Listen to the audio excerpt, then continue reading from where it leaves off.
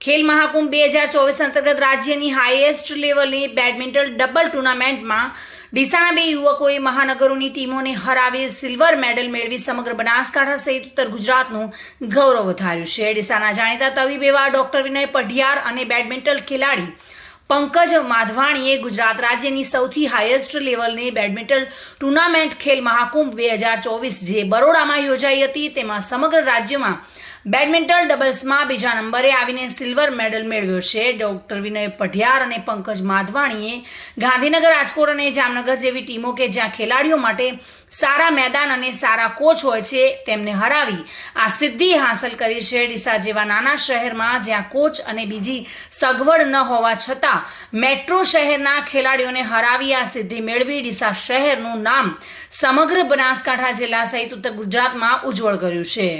બંનેની જોડીને Deesa sport club, Deesa sport academy સહિત રમતગમત સંસ્થાઓએ અભિનંદન પાઠવ્યા હતા. ચિરાગ શ્રીમાળી સાથે bureau report, today Gujarati news.